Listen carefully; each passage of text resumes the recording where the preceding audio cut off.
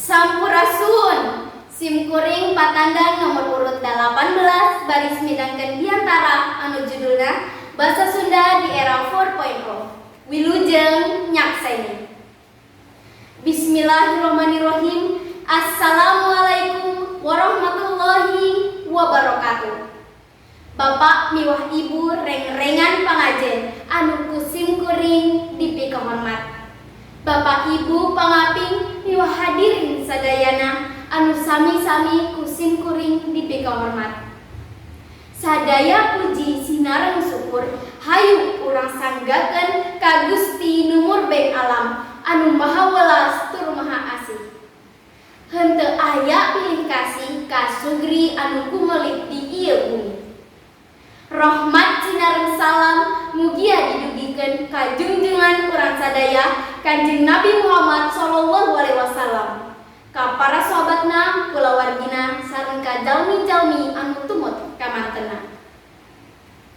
Simkuring ngadeg di dieu ampun paraleun sanes bade culamun, sanes bade mapatahan ngojay kamari. Nanging hoyong ngadugikeun hiji perkawis anu tiasa janten henteu sabaraha. Nanging kalintang pentingna nyaeta peran urang dina ngamumule basa Sunda di era 4.0. Basa Sunda mangrupa salah sahiji basa daerah minangka kabengharan bangsa Indonesia. Dina basa Sunda nyapak unda pusuk basa nyaeta aturan ngeunaan tata krama dina ngagunakeun basa Sunda anu hade tur bener. Basa Sunda nu hade teh nyaeta basa Sunda nu dipake luyu jeung konteksna.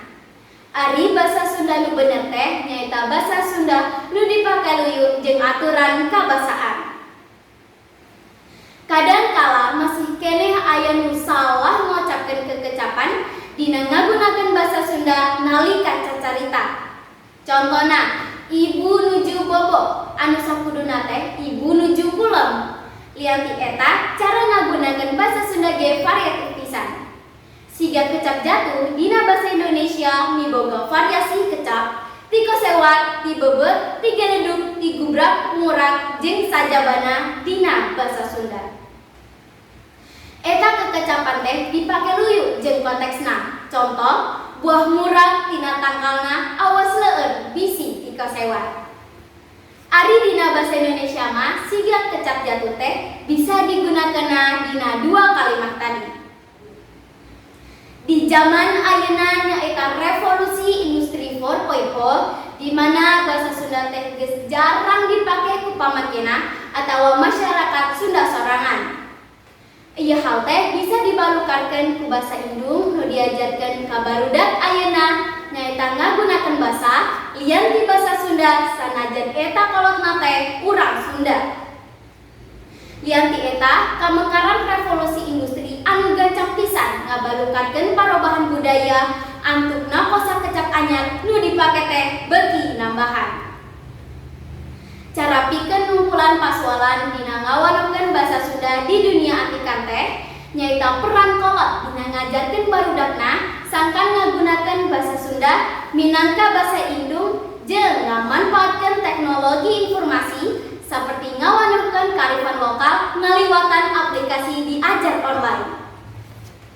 Di dieu katenjong pisan kudu aya deui pangajaran anu museur kana ajen-ajen kearifan lokal. Society 5.0 mangrupa gapura ngokohkeun deui ajen-ajen kearifan lokal pikeun nguatkeun atikan karakter siswa. Utamana pikeun sakola-sakola anu aya di wilayah Jawa Barat.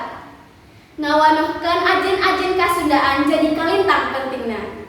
Sakali deui simkuring baris ngajak ka sadayana, urang sadaya salaku teu Sunda kudu bisa ngajaga budaya, ngarumat budaya ku cara ngagunakeun basa Sunda dina kahirupan sapopoe.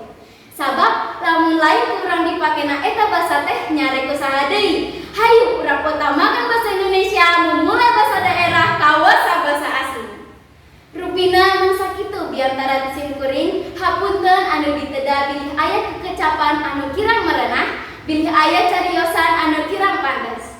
Sasiereun sabenyeureun mangga nyanggakeun. Wassalamualaikum